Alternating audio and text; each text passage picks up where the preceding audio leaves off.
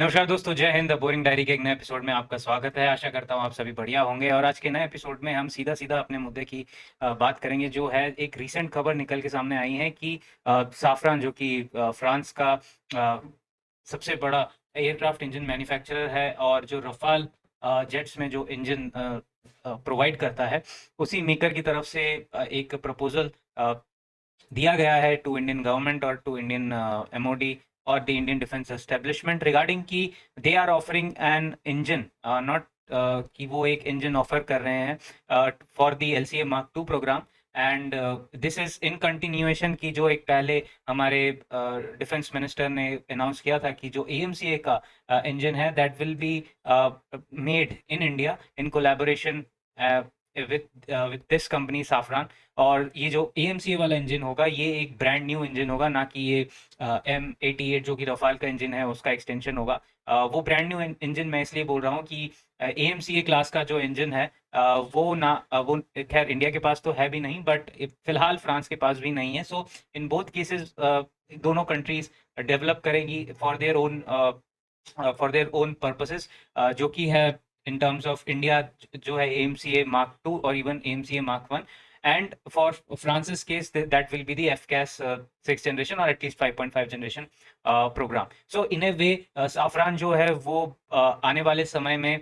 भारत के engine development programme में बहुत ही ज़्यादा इन्वॉल्व ऑलरेडी ऑफिशियली अब डिक्लेयर हो चुका है कि अब ऑफिशियली बहुत इन्वॉल्व हो जाएगा। सो उसी के कंटिन्यूएशन में अगर हम देखें कि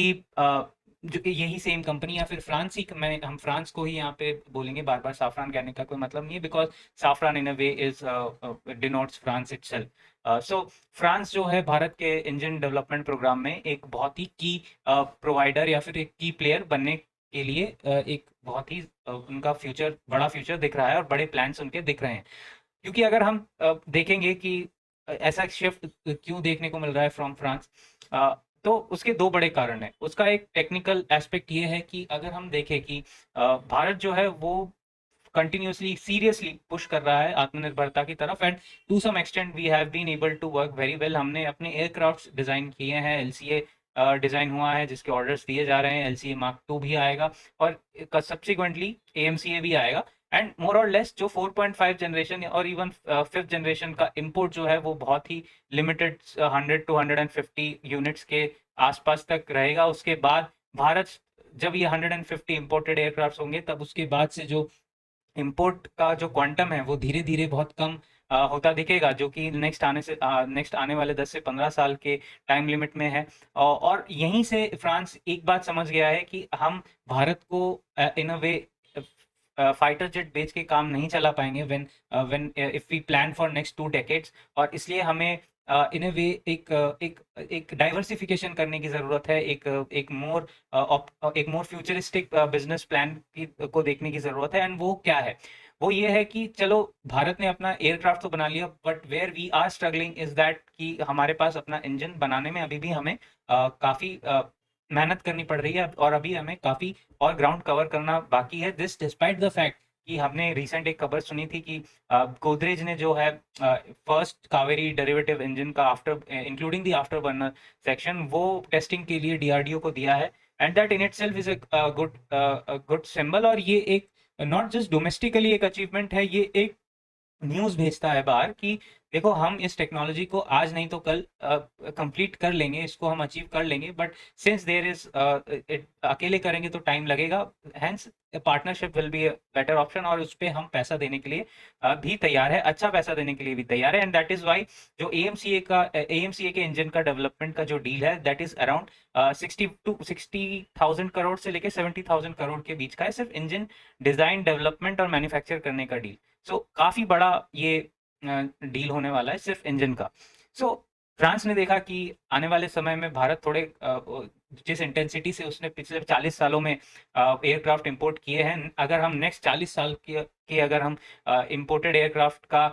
प्रोजेक्शंस लें तो वो हमें इंपोर्ट का प्रोजेक्शन घटता दिखेगा। और हमें दिखेगा कि भारत अपने एयरक्राफ्ट बनाएगा but they will need help in terms of engine, और वहाँ पे France can play a decent role. And why only France can play a decent role? So उसके लिए हम हमारे सेकंड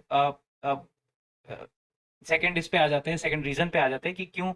इस तरीके से हमको शिफ्ट देखने को मिल रहा है। दैट इज बिकॉज ऑफ कि जो प्रेजेंट कावेरी का सॉरी प्रेजेंट एलसीए मार्क 1 है या फिर एलसीए मार्क 1 और इवन एलसीए मार्क 2 का जो इंजन है, that is either the GE404 in case of the LCA Mark 1 and Mark 1A and the GE414 in terms of the LCA Mark 2। जिस तरीके से यूएस के साथ हमारे रिलेशन है, और ये डिस्पाइट द फैक्ट पिछले 20 साल में जिस हिसाब से इसमें एक ऑप्टिमिज्म देखने को मिला है, एक अच्छा कोलैबोरेशन देखने को मिला है, और जिस हिसाब से लास्ट 8 मंथ में उसको बिल्कुल 6 फीट नीचे गाड़ दिया गया है, सो उसी को देखते हुए भारत में आने वाले समय में इस बात को लेके काफी चिंता बढ़ने वाली है कि क्या आने वाले समय में हमारे करीबन 350 से 400 एलसीए जहाज और करीबन और 100-150 इनफैक्ट एलसी अगर मैं एमसी मार्क 1 को लूं तो करीबन 60, तो 400 करीब जहाज अमेरिकन इंजन पे डिपेंडेंट रहेंगे। ये किस हद तक फिजिबल है in terms of maintaining our sovereignty, ये एक बड़ा क्वेश्चन आज नहीं तो कल हमारे डिफेंस एस्टेब्लिशमेंट में, हमारे एडमिनिस्ट्रेशन में ये सवाल बिल्कुल उठेगा। और ये इसी को ध्यान में रखते हुए हम धीरे धीरे जो देख रहे हैं, जो फंड कावेरी इंजन वाला जो एक कैंपेन चला था, उसको लेके सरकार में अब पहले से ज्यादा अवेयरनेस आई है। इनफैक्ट जेट इंजन्स को लेके पीएम अब हम रेड फोर्ट से अपने रेड फोर्ट के एड्रेस में 15 अगस्त में उसको इंक्लूड करते हैं, जो कि पहली बार हुआ है। इससे पहले किसी भी प्रधानमंत्री ने जेट इंजन को लेके बात नहीं करी है, जो कि इतना क्रिटिकल है, जिसकी वजह से हमें इतनी डिपेंडेंस झेलनी पड़ती है, हमारी ऑटोनॉमी पे इतना असर पड़ता है कि इसको हम क्वांटिटेटिवली नहीं तोल सकते हैं, बट ये हमको कुछ हद तक मजबूर कर देता है। सो पीएम का इसका रेड फोर्ट से रेड फोर्ट के एड्रेस में इंक्लूड करना gives a symbol, gives a signal that कि सरकार इसको देख रही है, कि इंजन को लेके they are serious. Maybe not Kaveri, maybe we are looking in a multi prong strategy, जहाँ पे हम एक मल्टीपल वे में इस प्रॉब्लम को टैकल करेंगे, either in short term, mid term and long term format, और इन अ मल्टी प्रोंग फॉर्मेट, कुछ भी हो सकता है। सो इन अ वे जो हम पहले देख रहे हैं कि कावेरी इंजन में भी हमें अब इम्प्रूवमेंट देखने को मिल रहे हैं, कहीं डेली कुछ ना कुछ खबर आ रही है, और एक स्ट्रेटेजी ये भी देखने को मिल रही है कि हम बाहर से भी सपोर्ट लेके इंजन डेवलपमेंट करने की ओर आगे बढ़ रहे हैं। एंड ये इसमें इस तरीके की जो अप्रोच है, उसके पीछे यूएस का जो एक अनरिलायबल बिहेवियर है, ये एक बहुत बड़ा रोल प्ले कर रहा है। And that is why I think कि ये प्रमुख कारण है कि क्यों मेरा ये मानना है कि डिस्पाइट द फैक्ट कि क्या टेक्निकल एस्पेक्ट्स है, क्या नहीं है regarding the offer from Safran for the LCA mark 2 engine, I think कि हमें ये डील एनीवेज इसको हाँ कर देना चाहिए। देखिए, खर्चा हम एनीवेज कर ही रहे हैं एमसीए के इंजन पे, एंड थोड़ा और खर्चा ही सही, then we can have a stable engine for the LCA mark two program. और मेरा सिंपल सा ये मानना है कि अगर हम देखें कि ये जो M88, अभी फिलहाल ये क्लियर नहीं है कि उन्होंने ऑफर क्या किया है, बट आई बिलीव M88 4 या फिर टीरेक्स इंजन, दोनों में से कोई एक होगा, या फिर M88 4 का कोई वेरिएंट होगा। अगर हम उसके टेक्निकल एस्पेक्ट्स में चलते हैं, तो दोनों में से टीरेक्स और M88 4 में से M88 जो है फिलहाल ज़्यादा प्रोवन प्लेटफॉर्म है। टीरेक्स इसी साल यानी कि 2025 में या जून के आसपास इसको अनवेल किया गया था, तो M88 4 जो है फिलहाल के लिए ज्यादा प्रोवन प्लेटफॉर्म है मे बी, बट यहाँ पे एक इशू ये हो सकता है कि इसका थ्रस्ट GE414 के बराबर नहीं है।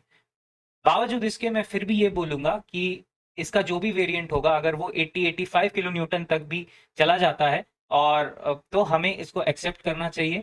मेरा यहाँ पे सिंपल ये मानना है कि reliability over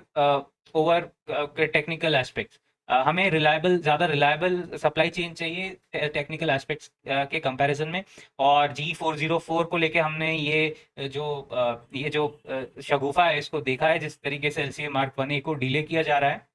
and I think अगर हमें ये इंश्योर करना है कि ये जो कहानी है G404 वाली जो एलसीए मार्क 1A में डिले देखने को मिल रहा है, वो अगर हमें एलसीए मार्क 2 में नहीं दोहराना है, सो हमें ये डील जो है, जैसा भी डील है, मैं मानता हूं कि इसमें अपने प्रोज एंड कॉन्स होंगे। मैं ये भी मानता हूं कि दी फ्रेंच जो है हमसे बहुत ज़्यादा ओवरचार्ज भी कर रहे हैं। डिस्पाइट दिस, मेरा स्ट्रांगली ये बिलीव है कि हमको ये डील ज़रूर लेना चाहिए। So that is one part of it. अगर हम आगे बढ़ते हैं कि अगेन मैं थ्रस्ट वाली पार्ट पे बात कर रहा था कि जो टीरेक्स है, अगर वो ऑफर होता है का visa we compare to the M884 का कोई वेरिएंट जो अभी फिलहाल G414 से थोड़ा कम थ्रस्ट जनरेट करता है. सो T-Rex जो है it is much more comparable to the G414 engine, but ये है कि वो अभी तक इतना ट्राइड एंड टेस्टेड नहीं है. So there is a thing to choose, but अगर ये जो हमें प्रपोजल दिया गया है, अगर ये ऑफिशियल है, मेरा बहुत स्ट्रांगली मानना है कि हमें हमें इसको कंसिडर करना चाहिए, क्योंकि at the end of the day it is costly and unreliable versus costly and reliable. So यानी कि महंगा और एक अनरिलायबल प्रोडक्ट वर्सेस महंगा एंड अ रिलायबल प्रोडक्ट. तो मेरा मानना है कि महंगा और रिलायबल प्रोडक्ट ले लेना चाहिए. एक तो ये बात हो गई कि LCA Mark II के लिए क्या हमें जो साफरान वाला इंजन है, ये जो भी इंजन ऑफर हुआ है एट दिस पॉइंट ये क्लियर नहीं है कि उन्होंने किस टाइप का इंजन ऑफर किया है, कि M884 का कोई वेरिएंट या फिर T-Rex का कोई variant, that is not clear. तो उसको हमको एक्सेप्ट कर लेना चाहिए, और क्यों ये देखने को मिल रहा है. और मेरे ख्याल से इन terms of development of overall manufacturing in this country, अगर हम इसको देखें कि देखिए फ्रांस एक AMCA के पार्ट में इन्वॉल्व हो चुका है, और हम उनको हमारे LCA Mark II के लिए भी इन्वॉल्व कर रहे हैं. सो अगर हम कहते हैं कि ये दोनों प्रोजेक्ट्स हम आपको दे देंगे, then it will be an extremely good proposition for us to ask them or to negotiate a entire engine manufacturing ecosystem inside India. यानी कि हम एक पूरा का पूरा इंजन R&D, जो तो ऑलरेडी GTRE द्वारा चल ही रहा था, बट उसके अलावा भी जब इतनी बड़ी कंपनी, प्राइवेट कंपनी आएंगी, वो यहाँ पे 50 चीज़ें डिज़ाइन मैन्युफैक्चर करेंगी, तो डिज़ाइन से रिलेटेड छोटी कंपनियां, एंसिलरी कंपनीज भी काफ़ी नई कंपनियां आएंगी मार्केट में, और कहीं मैन्युफैक्चरिंग से रिलेटेड एंसिलरी कंपनी भी, एक MSME जो है वो कई सारी MSME हमें उनका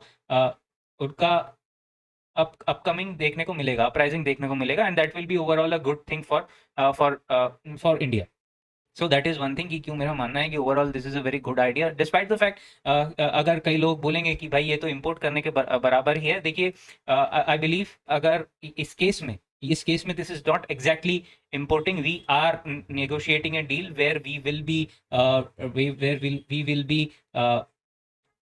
partnering with the country to first design and develop a new product. उनके पास ऐसा प्रोडक्ट फिलहाल है नहीं कि जो हम डायरेक्टली खरीद सके, ना ही AMCA के केस के लिए, ना ही LCA Mark II के केस के लिए, ना ही M884 G414 की कंपैरिजन में है, ना ही T-Rex M88 T-Rex G414 के कंपैरिजन में है. और दोनों ही सिंगल इंजन फाइटर जेट को ध्यान में रख के नहीं बनाए गए हैं, दोनों को डबल इंजन वाले फाइटर जेट को ध्यान में रख के बनाया गया है. So in a way, it will be more of a R&D focused than manufacture project, और overall भारत के लिए ये काफ़ी अच्छा रहेगा, both in terms of make in India, both and in terms of our strategic autonomy. आपका क्या मानना है इस बारे में, आप मुझे कमेंट सेक्शन में बताएं. तब तक के लिए आशा करता हूँ आपको ये वीडियो अच्छा लगा होगा, और नेक्स्ट वीडियो के लिए आप अपने सुझाव कमेंट सेक्शन में दे सकते हैं. नेक्स्ट वीडियो तक के लिए थैंक यू. जय हिंद.